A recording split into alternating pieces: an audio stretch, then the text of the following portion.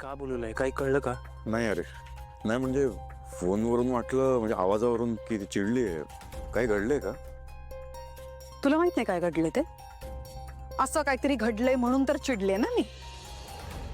Maugham पण झालंय काय? सारंगला माहितीये ना काय झालंय ते. हा सारंग, माहितीये ना तुला? तू माझ्यापासून काय लपवलंयस ते माहितीये ना तुला? मी काय लपवलंय? तू जे लपवलेस ते मला कळलंय म्हणून मी चिडले.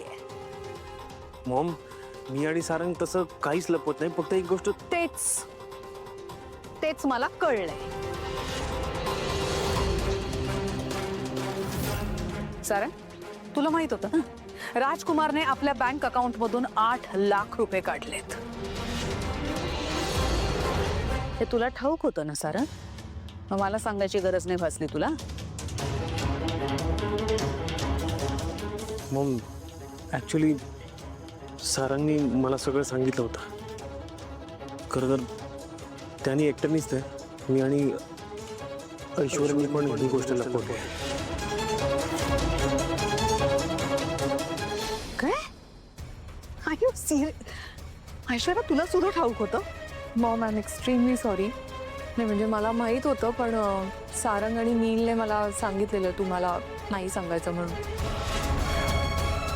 पण म्हणून मला त्याची ही गोष्ट पटली असं नाही.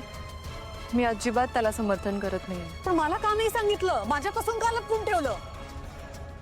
आई, राजकुमार दादा आमचा भाऊ आहे. हे बघ, तो चुकलाय, तो पूर्णपणे चुकलाय. मला असं नाही म्हणायचं, पण तुला जर कळलं असतं तर तू डायरेक्ट त्याला जेलमध्येच टाकलं असतं.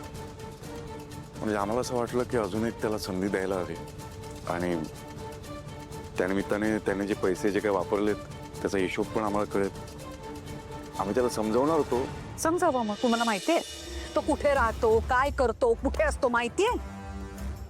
मॉम बबलू गेलाय, लोकेशन मिळालंय त्याचं. मग जा, आणा त्याला. नाही, सापडलंय ना लोकेशन तुम्हाला? आणा त्याला, माझ्या समोर उभं करा.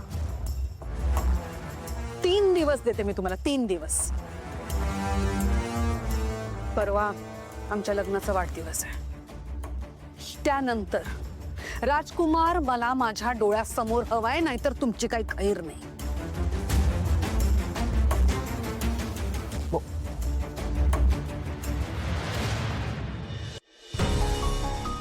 सारंग सर, त्या दिवशी बबलू दादा तुमच्याशी जे बोलत होते तीच गोष्ट होती का? हो सावली,